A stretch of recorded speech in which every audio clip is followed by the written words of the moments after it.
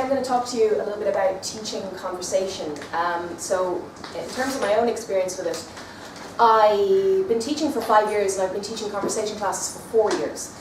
So the first conversation class I ever did was when I did a cover for one in a previous school, and I kind of thought to myself initially, what am I going to do? Because inevitably I'm going to have a mixture of levels.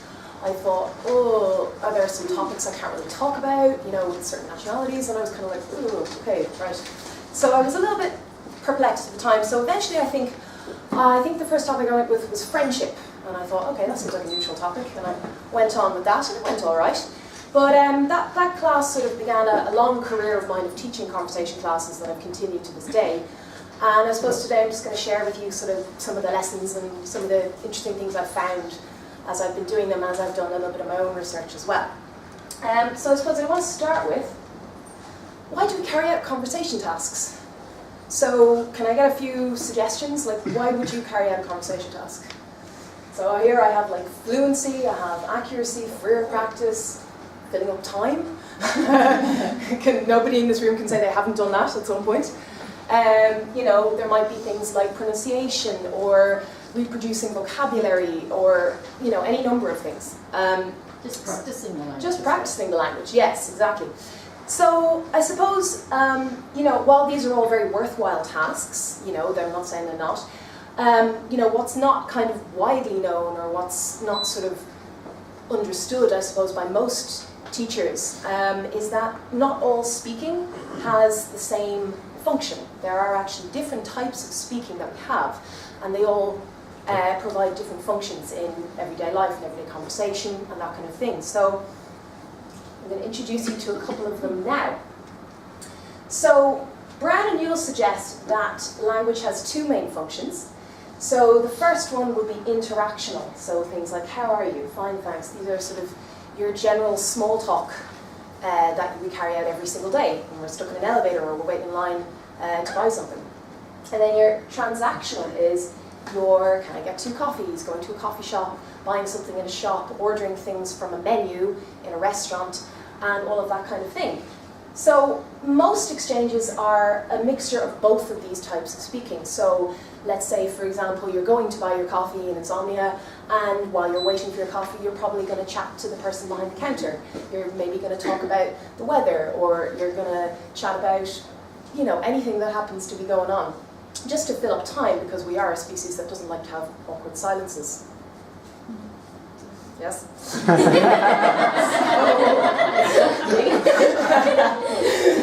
thank you, I'm good to Wednesday. Okay, so yeah, most are a mixture of both of these types of speaking.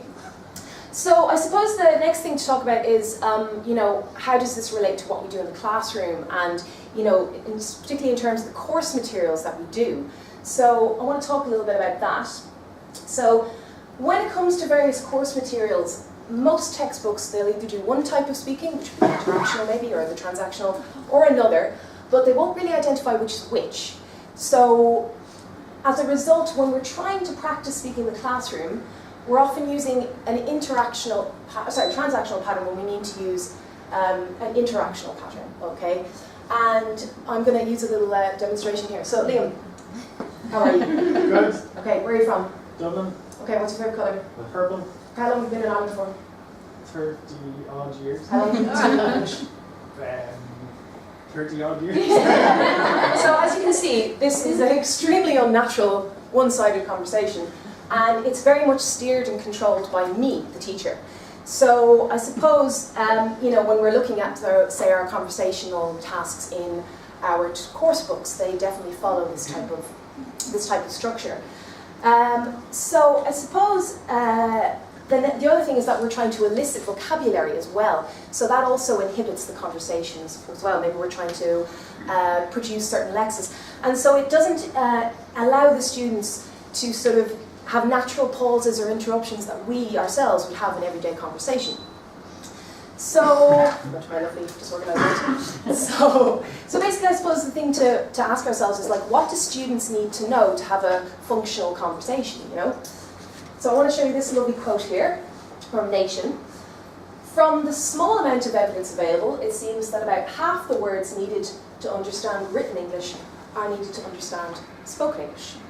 So I suppose the main thing we need to kind of focus on here is that, when we're thinking about speaking versus writing, they're two very different things, obviously, but also we tend to get them kind of mixed up together, often in our tasks, in the classroom, for example.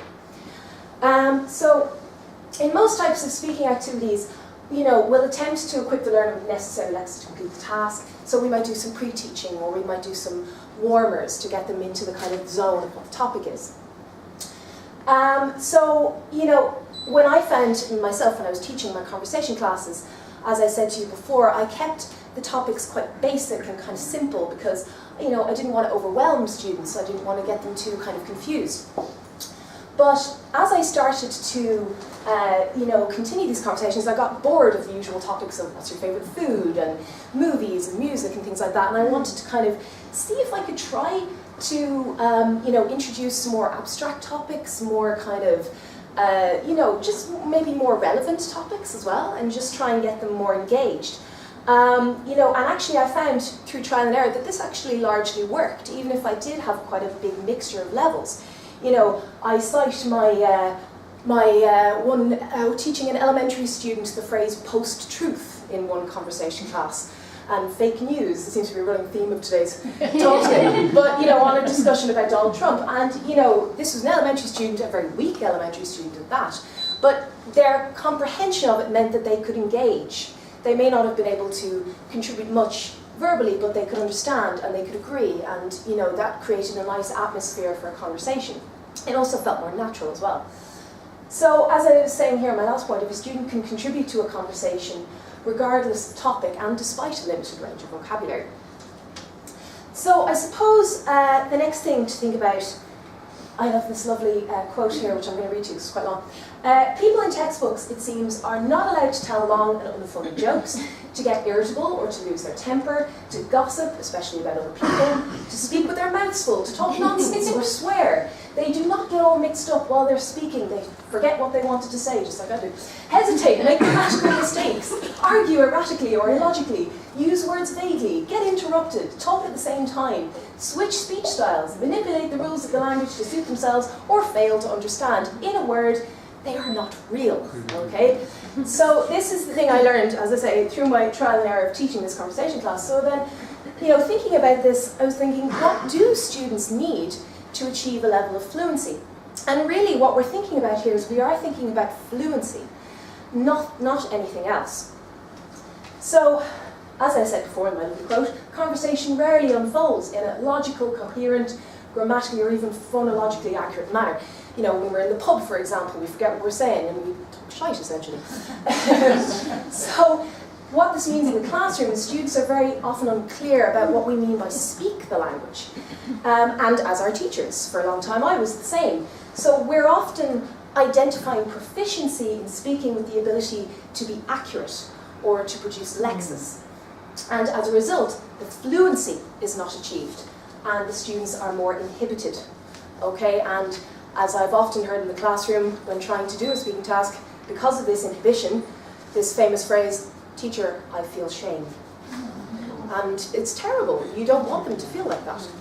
So this inhibition is very, very damaging if we don't make it more comfortable atmosphere for them to talk. So I suppose the next thing is to think about what we can do to achieve fluency in students. So one thing we can do is we can kind of forget about the formal grammar that we are typically presented with in our course materials and our books. Because, as I mentioned briefly earlier, pedagogical grammar is essentially written grammar. The grammar we're looking at in a conversation is probably not what we're going to be using in a random chit-chat. Also as well, these structures, they rarely feature in authentic conversations. We've mentioned a lot of present perfect, earlier trying to teach the present perfect, but the conversation is rarely going to unfold in that way. So one thing I've always tried to encourage is for the student to put together whatever language they have and avoid any self-monitoring. So one way they can do this is something which is called pigeonization, where the accuracy obviously is not there, but they are encouraged to try to put together whatever they do have to express something. Just in terms of when you're speaking in the classroom as well, it's always a good idea to try to encourage more natural chit-chat in the classroom. As I'm saying, avoiding these teacher-controlled, steered conversations.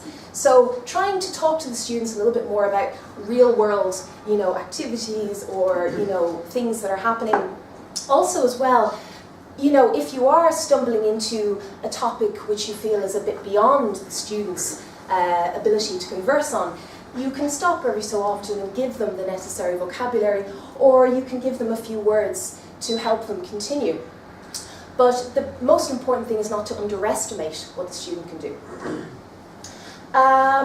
Another thing as well to keep in mind is students are often going to go off into tangents as well in the classroom, and I think it's important to kind of let them go off in those tangents, because again it gives them that opportunity to have a natural conversation where there are pauses, there are interruptions, same as again we would be in the pub or having a chat amongst ourselves in this room as we were today. And thank you very much. That's pretty much all I have.